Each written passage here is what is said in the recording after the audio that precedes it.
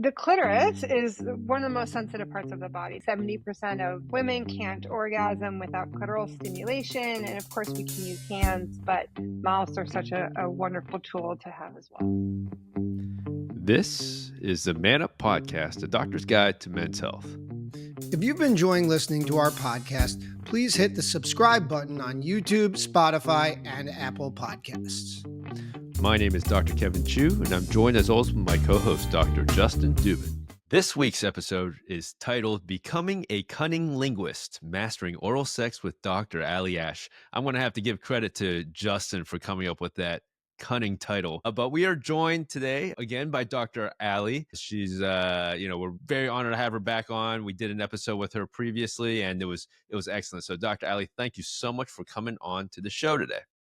My pleasure. All right. I'm really excited to talk about this topic. I think Kevin and I are really pumped because it's just one of those things that I think men, I always think of The Sopranos, honestly, where they don't talk about not doing it. But we're going to talk about oral sex, how important it is, and why we should be doing it. So let's start off with the big question. Why is oral sex such an important part for female pleasure in regards to this? Well, I think the clitoris is one of the most sensitive parts of the body. There's about 8,000 nerve endings, which is twice as many that are on the penis. And the clit can sometimes get really overstimulated with hands and fingers, and mouths and tongues can provide different sensations, sometimes more attuned sensations. There's all sorts of pleasure. They say something like 70% of women can't orgasm without clitoral stimulation. And of course, we can use hands, but mouths are such a wonderful tool to have as well. So you mentioned the clitoris. I know this is a question we're going to address a little later, but why don't we give our listeners a quick anatomy lesson of the female genitalia? So that way everyone's just, on the same wavelength right now. Yeah. And I brought my stuffed pussy here. Right. Oh, guys are I think visual. could be very helpful. You got to check the Gotta YouTube be out. on the YouTube here. And let me just say, I really like the term pussy. I use it a lot. I teach a workshop called How to Eat Pussy Like a Champ. But I realize the word pussy may not work for everybody. I actually have an abundance of options here if you don't like the word pussy. So maybe I can share some of those with you before we get into scientific anatomy.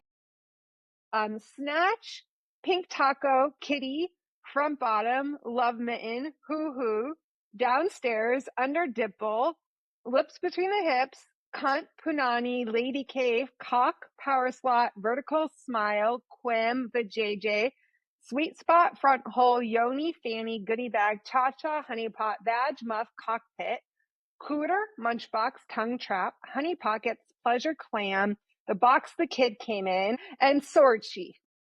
What's that last one? Sword sheath.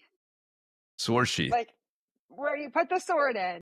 I think I didn't know there were so many names. I mean that's brilliant. That's fantastic. I do like pussy. Pussy's just a good one. I mean, it's my personal favorite, but I always like going through this list because I think one thing that's so important to know is certain people resonate with some terms more than others. Personally, I don't like the word cunt. It makes me lose my turn on pretty quickly. I know plenty of people that love that word. I love the word pussy. If that doesn't work for you, then every time you hear me say pussy, I want for you to translate it in your mind to a word that works better for you. And I think it can be such an intimate act to have a conversation with your lover around what do you like your genitalia to be called. Great points. But and so, just give us this anatomy lesson because I think it's important for our listeners, not Kevin. So the external part of the anatomy is called the vulva. And the internal part where you can penetrate with fingers or a cock or a toy is called vagina. So calling this the vagina is like calling your face your throat. You have the clitoris and you have the hood, which is the little flap of skin that sometimes covers the clitoris. The clitoris on average is actually about 6 inches long. Most of that is inside the body. It wraps around the vaginal canal and it has 2 spokes that go towards the back or the butt. Part of the clitoris does protrude from the body, and how much that is can vary widely from the size of a pencil eraser to a couple of inches long, sometimes even large enough that it can penetrate. And so the hood sometimes obscures the clitoris and sometimes it doesn't.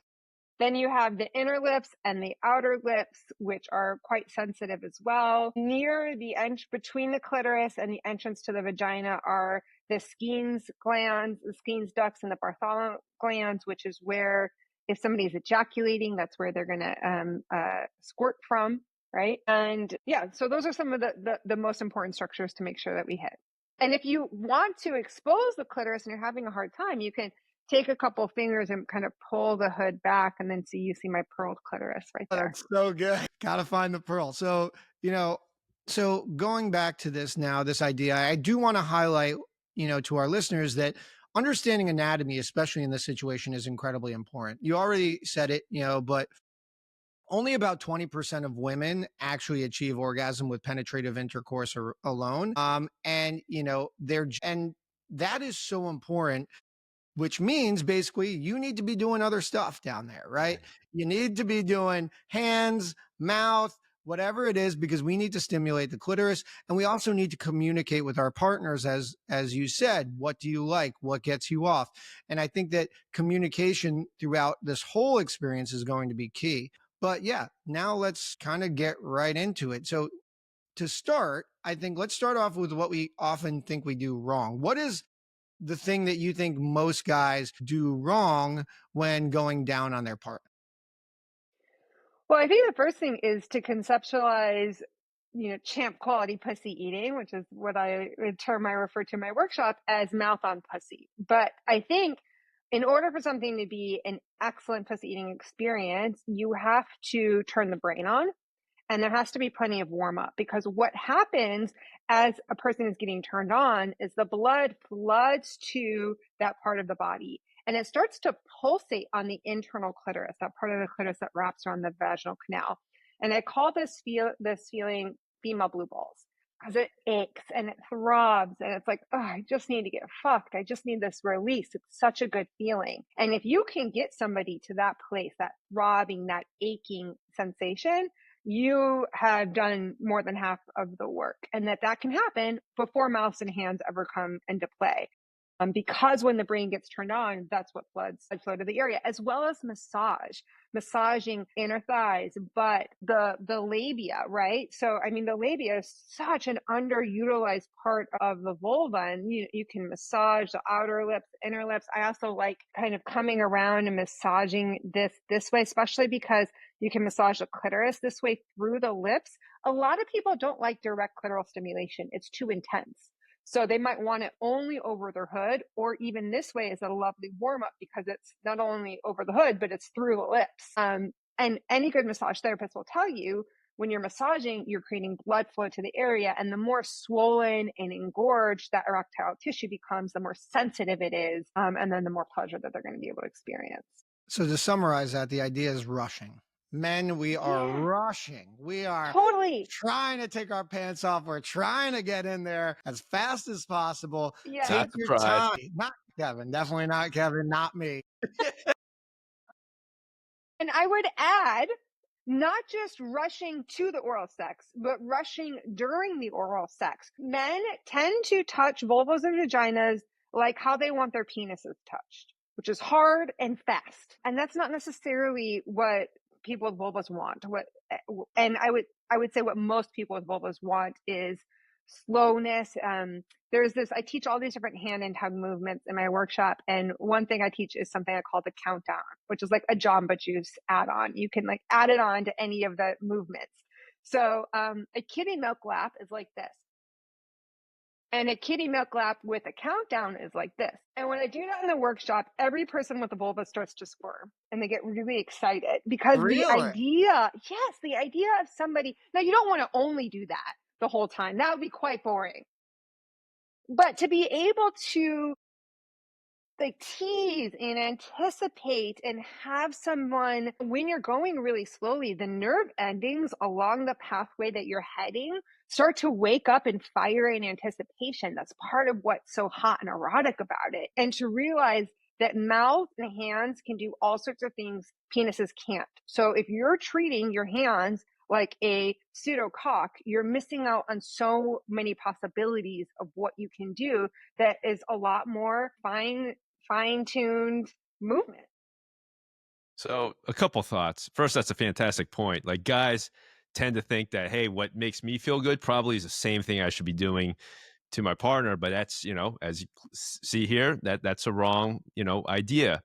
Second, Justin, I don't know about you, but that looks seemed kind of long to me. So I'm starting to Yeah. reevaluate. That was a What are we counting to in that prolonged? You said you have a number 5, Five, five is 10. great. Yeah. I mean, and again, here's one of the biggest misconceptions about oral sex. And I think this is true for every kind of genitalia is is every single body is different and what everybody likes may be different. And if you treat a pussy like a one size fits all equation, you are going to be getting it wrong. And so a lot of people like that. That doesn't mean that everybody likes that. A lot of people might like that in the beginning and not towards the end. So what's so important with any kind of sex, but I think particularly with oral sex, is to be able to stop and get feedback. And essentially, so many men treat sex like driving, and they just won't stop to ask for directions. And I think that that's really doing them, not just the person they're pleasuring, a disfavor. It's doing them a disservice because you're not a mind reader. If everybody is different, how can you know what this person wants in this moment? Because not only am I maybe different than your ex or your all of your other exes, but what I want today may not be what I wanted yesterday. And so really figuring out how to elicit that kind of feedback is so essential. I think that to put this in minds of men who are maybe simpler, it's like, guys, sometimes you like one position more than another person for sex, right? So if you like a different position than your buddy, I'm sure the girl that you're having sex with likes it differently from the other girls you've had sex with. So, these are just little ways I think to like translate that over to guys because you're right, it's not a one pussy fits all kind of situation here. That's right. So I think, we've talked about some misconceptions, what we've been doing wrong. I think it's time to, get into the actual approach. So obviously there's different strategies, different techniques, but, what is the best approach or best way to get going when we're starting oral sex with a Okay, there's so much here. And my How do you put like a champ workshop is 4 hours. And people are always like, 4 hours. And then they come to it and they're like, oh my God, that was just barely enough to scratch the surface my because God, the wow, master, the pussy master. there's so much to talk about. But wow. in this workshop, I talk about the 5 central tenets to champ quality pussy eating. And I'll just tell you what they are and then we can Yes. dive into them in whatever order we want.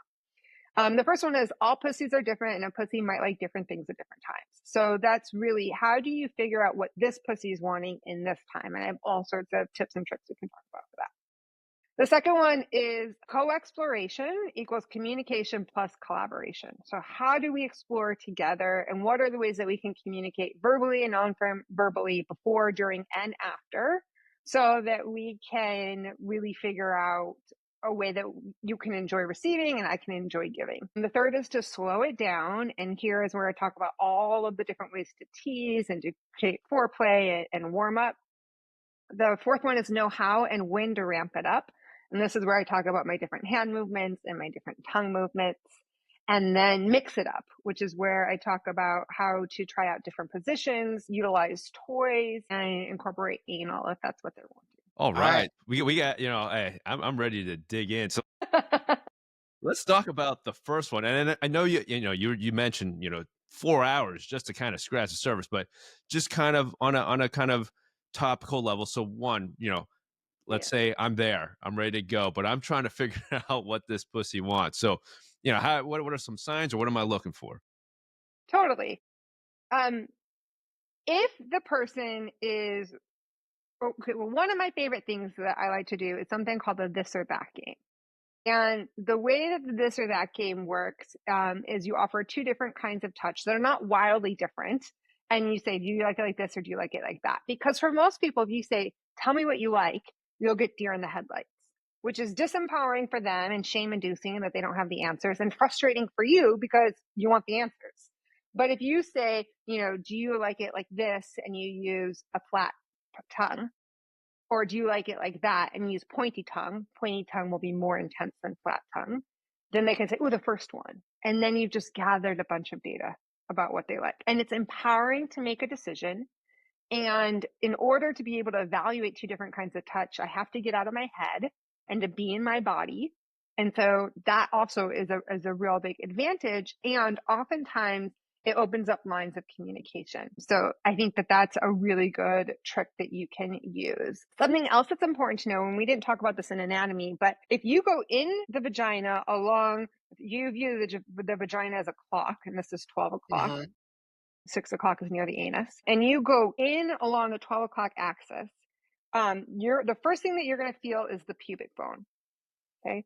Just behind the pubic bone is where you'll get to the G spot. Now, go ahead and take your tongue and put it on the roof of your mouth towards your teeth, where you feel all those ridges.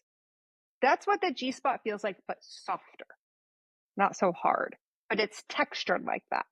If you go deeper along that 12 o'clock axis, you'll get to the A spot. If you put your tongue farther back in the roof of your mouth where it's smooth and wetter, that's what the A spot feels like. So G spot stands for Grafenberg, who is the guy who thought he invented it. A spot is anterior fornix. Okay. And then if you get even deeper, you'll get to the cervix. And if you remember in your high school anatomy, the cervix usually is shaped, it looks like a donut in the anatomy pictures, but what it feels like is a thumb. And you can kind of pleasure it in a 360-degree fashion. So I say all of this because people, I've played with a lot of pussies in my day, okay? Oh, yeah. And I've played with people who don't like G-spot at all, or people who want very soft G-spot stimulation, or people where it's like, I literally cannot stimulate their G-spot hard enough. And also, as somebody gets turned on, where they want that stimulation will shift and change. So for me, if somebody is stimulating me deeper, like A spot, sometimes it'll feel kind of like a burning sensation or really uncomfortable. And that means that I'm just not turned on enough.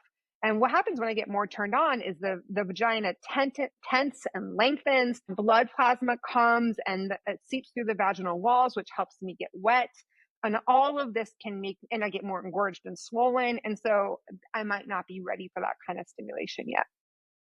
There has been some research that shows that women need on average 40 minutes of stimulation before they're ready for cervical stimulation. And on average, sex is far shorter than that. Yeah. So I work with a lot of people that don't like cervical stimulation. They find it quite painful, but I do think in many of those cases, they just haven't experienced the kind of conditions that would make that feel pleasurable. All of this is to say, one of the tricks I like to teach people is something I call the ruler. And the way that the ruler works is if and only if somebody is ready for penetration. And by the way, not everybody wants to be penetrated, but if they do, you take one or two fingers, depending on how wet and how expanded they are, because vaginas are very elastic. So at rest, they're not only not penis shape, they're also not even finger size in most cases, right? So you warm up the whole pussy, you warm up the clitoris, and then you kind of work your finger in. And then what I like to do is go all the way in with a little bit of a curve to the top of my finger so I can reach that 12 o'clock axis. And I'll say, tell me where it feels good. And I'll slowly pull out along the top of that 12 o'clock axis, and she'll go, ooh, there. And then, oh, yeah, there too, right? And I'm mentally mapping, okay, these are places that I can apply pressure and sensation, and knowing that might also shift and change as this person gets more turned on. You're making it a game, which is the right way to approach it because it makes it fun and it makes it more approachable. This or that. Tell me where, when, or where when I'm doing it. And I think that if guys can understand that and you're gamifying it, I think it makes it a little bit more fun and a little less intimidating for a lot of guys who are scared to approach these kinds of things, for sure. Kev? Mm-hmm. Yeah, I completely agree. I was just gonna say, I was like, oh, I have this one in my repertoire, but then you said slow down. I was like, oh no. What, you have this in your repertoire, sticking your finger in? Like, I mean, come on, dude. Like, it's like, yeah, I've done that before. Like, Thanks, Justin. Thank you. man. So, okay. So that's So that's one kind of getting going here, but this is also part two, right? Which is the communication aspect. Like, so it's kind of a mix there. But do you care to highlight a little bit more of part two with the communication? Sure, yeah. So we can communicate before, during, and after. Some people are very verbal during sex. I can cite, sonnets. I can read books in my head. Like I just blah, blah, blah. And I've had some lovers. In fact, one of the people that I used to teach how to eat pussy with was very verbose. But when I would go down on her, silent. And I wouldn't even necessarily know when she was having an orgasm. And so we had to work out nonverbal communication so that I would know. So she would tap me when she was coming, and she would keep tapping me for as long as she was coming. So I didn't change up the rhythm of what I was doing. Squeezing meant more. One hit meant like not as intense, or slow it down, right? And that was so helpful because you have to have some communication that's happening during. If it's harder to communicate during, then you really have to emphasize on the before and the after. I really wish there was a sexier word than debriefing, because it does not do it justice. How hot it is to talk about afterwards what you just experienced. I'll say, what were some frames or some moments of what we just had that stood out to you? Or my personal favorite, pretend you're talking to your best friend or you're writing in your journal. Describe what just happened. It's fun Interesting. to like see it through their eyes and how they experienced and what stood out to them. And then beforehand, I really know what I like. So I'll always give a few tips. I'll say, I like incredibly soft stimulation on my clitoris. I like it so soft, it's hard to do it that soft. And I will tell you several times, and it's not you, it's me. And I say that in part so they know, but also because it gives me permission to say softer, soft. It's most people, they'll say softer once or twice, and it's not soft enough, and they'll go, oh, fuck it. But no, like, can you just say, no, no, no, even softer? And I don't know why this works, but I've discovered saying whisper soft, whatever the heck that is, conveys how soft I want it. Or I'll show them like on their skin how soft I want it. I'll say I like really intense G spot stimulation. And my favorite thing is the come hither motion on my G spot, hard and fast. I'll say, please don't touch my pussy with dry hands. It has to be wet. But if it's too wet, I get kind of like squirmish and it doesn't quite feel good from a sensation based perspective. So it's always great if you can use your sheets or have a towel nearby, and so these are things I will just say from the beginning. Now, not every person knows what works for them. And so, if that's the case, I think that's where some of the other communication things like the this or that game can be so helpful. And I have one other thing about communication that I'll share that can be really powerful. So I really like what I call pussy mapping. So if you think, I've got some of my head hair in this pussy hair, pardon me. You have to be. So if you imagine the pussy like a clock again, so 6 o'clock, I'm sorry, 12 o'clock, 6 o'clock, 3 and 9.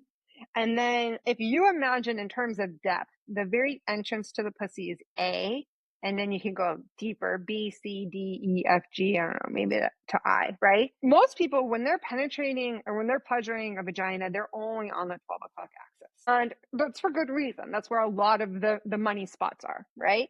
But I think it's so beautiful to help somebody with a vulva be able to create neural pathways, mental map of how big and diverse their pussies are and how many different places you can pleasure them. And I like to separate my R&D, my research and development sexual encounters from my like, we know what we like, we're going Right, for the home right. run. Okay, so this is an R&D. But what you can do is you can really just apply pressure at, what is 4 o'clock in A versus 3 o'clock in A versus 4 o'clock in D, right? You're just mapping different parts of the pussy and you're helping them be able to differentiate, because a lot of people won't know where in the vagina you are. They'll know you're a G spot or you're deeper, but they won't know, because you have to really create those neural networks that help you to differentiate and identify different parts of your vagina. And it also starts to bring more of the nerve endings online. And that can be so powerful. And I'll pause for a moment here, but I will say we could talk about the different nerve pathways and how they're involved with different kinds of orgasms, because that's also super fascinating. Yeah, I think this is awesome. I do want to, like, one thing that I think is interesting when we're talking about communication is a lot of the things that you're talking about sounds to me like this is with people who are in relationship long term potentially. Now, a lot of people who, whether they are in a new relationship or they're having a first time sexual experience with someone, obviously they're nervous or they want to perform well. And I think a lot of this is important, obviously. Is there a different approach that you recommend for, someone who's just getting to know a new partner and going about this? And because obviously communication in that situation is a lot different and it can be a little bit more intimidating. For sure. And I will say the hottest casual sex encounters I've had have been with lovers who want to explore my body and figure out what I like and teach me some of their new moves. And I'm a sex geek, so I'll always be like, what was that thing that you just did? But, I think it's so fun when somebody takes their time and is actually more thorough when we're first starting out, even in a casual sexual encounter, because I feel special and I feel valued and there's no rush, but also it's going to be so much more pleasurable because in the going slow, I have more time to warm up. This said, there are some people out there that I know that have some shame or discomfort or really don't know what they like or have never had somebody be that way with them. And so that makes them awkward and they're like, I don't just do it. Right. And so it's not necessarily going to work for everybody, but I would say if you can treat it as I am so excited to pleasure your pussy, let's discover what you like, even in a one-time hookup, that is most of the time going to be a value add and not going to lead you astray. All right. So, look, communication is key. It's a common thing in everything that we talk about in this podcast. But I think you made some fantastic points about especially how nonverbal cues is just as much of a communication tool as verbal tools. And, some people just, if they want to be more nonverbal to translate their thoughts, it's a totally effective way in communicating. Now, look, we've been planning this podcast. I'm not gonna lie, what I've been thinking about this whole time is the tips and tricks or techniques that you can kind of share for our listeners. I'm not gonna lie, like, I'm thinking American Pie, where they kind of like the guys are like, we got the book hidden in the library, and it's got like, this is the ultimate technique for oral sex. Share your knowledge with our listeners. Well, there's all sorts of different kinds of tongue movements you can do. The kitty milk lap is, as I showed, like a cat licking milk. And again, remember, with any tongue movement, pointy tongue will feel more intense in the flat part of your tongue. You can even do that on your own hand and feel the difference. Yeah, I like to see you doing that, Justin. I'm doing it, dude. Come on, we're learning here. Here to learn. That's right.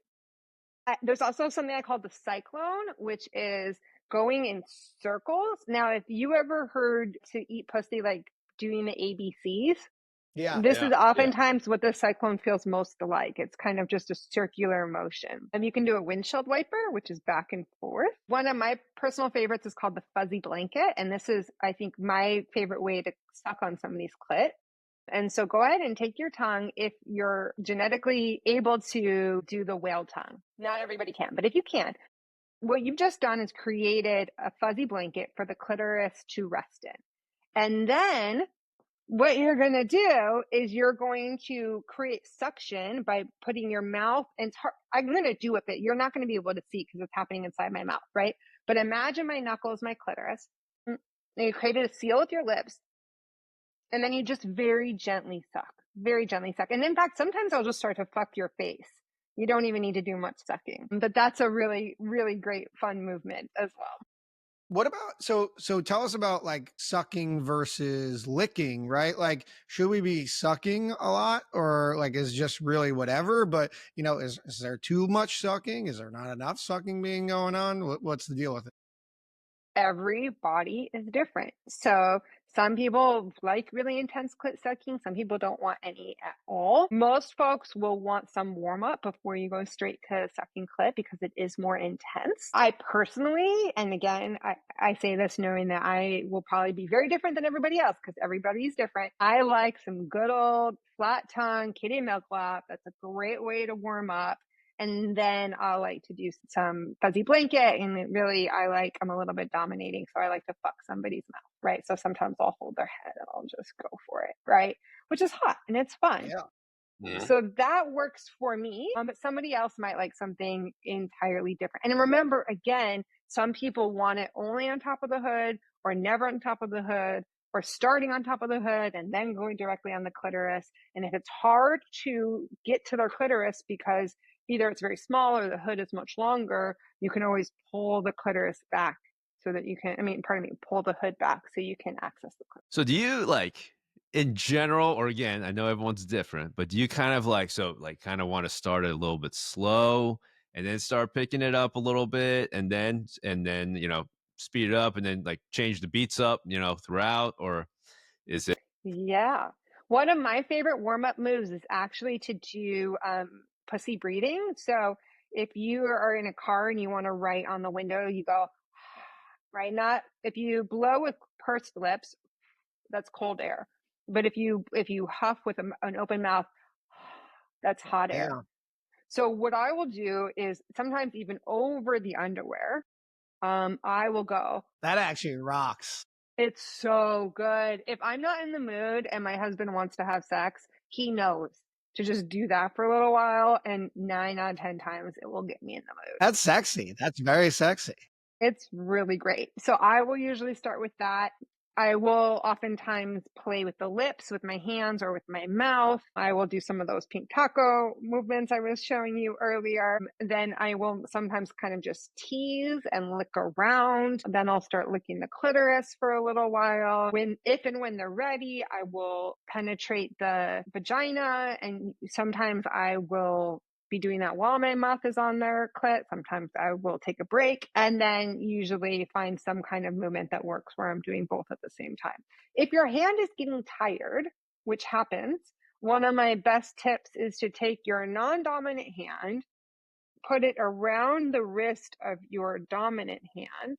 And then when you're just using one hand, it's mostly forearms and wrists, which will fatigue quickly. But if you've got this handy little wrist brace, you're supporting the wrist, but you're also now moving from your shoulders. And so you will have a lot more durability that We're way. getting like muscle physiology here. This is phenomenal. This is phenomenal. Like wrist and shoulder physiology coming into eating pussy. This is beautiful. This is I am really a science huge, coming in. You are truly I, the master. I am a huge fan of ergonomic sex. I have a Yes. lot of chronic back pain and neck pain, and so I have really mastered the art of ergonomic cock sucking and pussy eating. Well, I guess that kind of leads to my next question in terms of like hand stuff, right? Should I always be doing something with my hands, or like if I'm eating pussy, should I be fingering at the same time? Should I not be fingering at the same time? Should I be doing other stuff? Should I feel her tits or feel her body? Like, is it obviously the part of this is communication, but you know, should I be at least doing something with my hands, or am I just kind of sitting there a lot of times? Because I think a lot of guys don't think about that stuff. Yeah. I'm going to answer your question in a bit of a roundabout way. One of the things that I think is so helpful is when you're pleasuring somebody, to pleasure them for your pleasure. When most people are giving head, they are trying to create as much pleasure for the other person as they possibly can. I'm going to be the best pussy eater I can possibly be because my sense of masculinity is on my performance, or I want them to sleep with me again, so I better do a good job, right? And what happens when you're touching somebody for their pleasure, you get really attached to a goal or to an outcome. And that is disembodying and heady and anxiety producing for the giver. But it also oftentimes lands as pressure for the receiver, because I can tell you're really trying to get me off. And then I feel like I have to emotionally caretake you, and I can't actually just enjoy receiving. So if you can go down on me in a way that feels exciting and erotic and compelling and hot to you. Now, I'm not saying ignore consent, do what you like, who cares what I like. But start with what turns you on and attune and calibrate from there. Then you're going to enjoy it a lot more. And the most important thing for champ quality pussy eating is to love it. If I can tell that my partner is loving it, I cannot worry about them or how long I'm taking or do I need to reciprocate or am I being selfish? And I can just receive. And that's the most important thing. Now, that doesn't mean do it hard and fast because that's how you want it to receive it. It's you still want to be tactful and use a lot of the tools I'm offering, but don't ignore what feels hot to you. So to go back to your question, Justin, if touching her breasts is hot for you, touch them. And if she doesn't like it, then stop touching them. If you want to continue to finger her, great. If you want to move to massaging and spanking her ass, great. Like you want to find the intersection between variety, because variety is fun. It makes it still exciting for the giver and it's great for the receiver. So the intersection between variety and spastic, changing it up constantly, because you do want to find a rhythm and, have somebody to be able to ride the waves. And especially if somebody's about to orgasm, you change it up and that doesn't work so well. But so, you don't want to just constantly be switching, but you don't have to always do the exact same thing. Okay, now is the time for me to use my hand here and my mouth like this. And if it starts to become too formulaic, you won't enjoy it and they won't enjoy it as much. I know a lot of guys think about this. Is there a time frame of like how long we should be down there, or is there too much, too long, or evidently there's too short? But like, is there an ideal? Definitely too short. If it's too short, it feels like checking a checkbox so that you can move on to the next thing. I always say pussies need permission to relax and know it will last. A lot of women, so many of the clients I work with talk about feeling worried that they're taking too long. And then they get so anxious that they're taking so long, they can't enjoy it at all. Give me 1 second. So if you can slow down and take your time and just enjoy it, and sometimes even just have pussy eating being the main event, then that can be really permission giving for them to take as long as they need and to really find the fullness of their pleasure.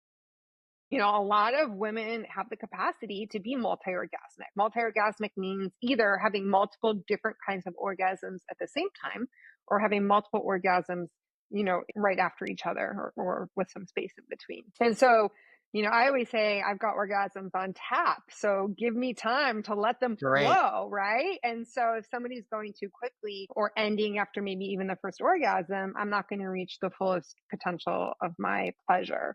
Now, eating pussy is hard work. I personally think it's harder work than sucking cock because it's a lot more fine movement. And so one of my favorite things to do when I'm eating pussy is, maybe I have a little bit of a medical kink, but I like to take all of my toys and lay them out on the corner of the bed. I mean, even the visual of that is so erotic. And having different kinds of toys so that if my wrist gets tired or my mouth gets tired, that I have other things I can use so that I don't feel like I have to push myself past my capacity in a way that strains me and has me out of the moment. Because again, they're going to be tracking for, are you really enjoying this? And if you're not, then they're not going to feel safe to receive. What do you think about genital grooming? Like, I think obviously, I think the prevalence is incredibly high at this point, but can that impact how you're performing oral sex on your partner? I think it can impact both performance and receiving. So some people have a hard time with pubic hair. Pubic hair can also maintain more of a smell. And some people love the smell of pussy. Some people have a harder time, and every pussy will smell differently, right? I think from a receiving end, if I am too cleanly shaven, now I don't shave completely. I have like a buzzer, right? So I'll have like a close crop. But if that has happened too quickly, it actually is uncomfortable for me to receive oral sex. I'm too sensitive in a way, or if my hair is the wrong length, then, and the other person has facial hair or has stubble, that can be really uncomfortable. So pubic hair actually can make it more comfortable to receive. True. And so you're trying to find the intersection between what works for the giver and what works for the receiver. I think if you like a certain hairstyle, you can share that, but you also want them to feel empowered. You know, I don't feel empowered when I'm completely shaven. I feel like a 12-year-old girl. It doesn't work for me. And so if somebody asks that for me, I'm not going to do that. But if somebody's like, hey, you know, this kind of, I really like the V or whatever it is, I might be like, all right, let's do it. Or why don't you shave me? Because that can be super fun and super erotic. If facial hair, whether it's too short, too long, or they have a beard or whatever it is an issue, one thing that you can do is take a sheet and have the sheet. So I like to like rest my head, or I have my partner rest his head on my thigh when he's going down on me. And then we'll take a sheet and we'll put it in between his face and my thigh. And so that really helps some of the scratchiness. And then you can also go like this with your mouth, particularly if you have a mustache. And so that's another way of kind of preventing some of the irritation that hair can create for some people. Good tips for me. Good tips. All right, Dr. Alex. So what advice do you have for men who are, let's say, nervous about performing oral sex or just scared of just not doing it right? Yeah. This is so common. And I think the first thing is just to normalize how common that is. And I think to remember that you can stop and ask for directions. It is absolutely an unfair and unrealistic expectation that you should know what every person wants from moment to moment. So take that pressure off of your back and know, instead of having to be the most ultimate pussy eater who knows every single tip of the trade, it's better to actually work on feeling more comfortable communicating and exploring, because then you're going to have all the tools that you need to remember to enjoy it. Also to really focus on worshiping the pussy. I remember when I was in my 20s, I had an older lover who was in his 30s. And there was this one time that he was going to go down on me, and I was laying on my back, and he just was like, and he just took my pussy in and like genuinely was in awe of what I looked like and smelled like and tasted like, and took his time and told me what was so sexy about me and like what I smelled like. And I had never had anybody do that for me, and it raised the bar. I swear to you, I probably had a different metric that I used to decide who I wanted to sleep with after that experience. It was life-changing. So if you bring that level of reverence and sweetness to your sexual experiences, that is so much more important than a specific technique. So love it, affirm it, and take your time, and don't feel like you have to get it all right, and just explore and have fun with it. I mean, those are the best tips I can give you. That's so good. And one final question before we start wrapping this up. You know, I do have a couple of patients who tell me that their partners don't like getting their pussy eaten. And that's a thing, apparently. I mean, like, it's not a crazy thing, right? Some people like certain things, some people don't. If you're a guy who likes eating pussy and your partner doesn't want you to do that, you know, how do you approach that situation? Like, is there something, maybe obviously see you, get your class, talk with them? That is obviously very important. But, you know, how do you counsel guys who want to eat pussy and their partner doesn't really like that? This happens a lot. And usually when folks don't like to receive pussy eating, there's a few reasons at play. They've probably been shamed at some point for how they look or how they smell, or maybe not even they were shamed, but they heard other women being shamed. And so they got very self-conscious. I remember when I was in grade school, a bunch of my friends were sitting like on this bench, and this guy walked by and he was like, "Smells like fish in here." I'm like, that stuff just sticks with you. It makes you feel really insecure about your body being what your body is like. So the more that you can affirm and help her feel more secure, make sure that she knows how much you're enjoying it, how much you love it, that can be a massive game changer. Some people have a hard time receiving pussy eating, but just receiving anything, attention, compliments, whatever it may be. And so maybe she can get to work on receiving and start with practicing receiving in ways that feel less edgy, like compliments or a massage or whatever it may be. So these are some things that I think can be really helpful. In How to Eat Pussy Like a Champ, I'm talking a lot about how to become a champ quality receiver as well. And I think that it's important to realize that like the best experiences are when both people are enjoying it. And so it's like finding the way to have her feel safe and reassured, but also not pressured. And I think that that can be a little bit challenging. But I would also sometimes also one more thing I'll add is some people don't like to receive oral sex because they've had a lot of experiences of enduring oral sex that they do not like. Mhm. And then they conflate enduring with oral sex or enduring with any kind of sex, really. And so that's why it's so important for receivers to be able to know how to redirect something that they don't like and how to ask for what they want, how to end it when they feel done. Because if somebody's enduring sex, then they're going to have a very negative association of that kind of sex. Really good. Any final thoughts, comments before we wrap this thing up? Gosh, just one? I mean, We could yeah, go on I mean, for listen, so much hours. I to know. I mean, say. listen, I've learned a lot. I know Kevin's going to be using this tonight. So I Fact. think this was like, please tell me about your fun experiences. I love living vicariously through the people that I teach pussy eating to. I mean, I think this is a really good place to start. And I really hope that folks have fun trying to put this stuff into practice. yeah. And then just tell our listeners where they can find you. Tell them about your course, which is obviously phenomenal. You are the pussy princess. You're the master of eating pussy here, the click commander. Ooh, I like that one. So tell I'm us going to put that about on where my our business listeners can card.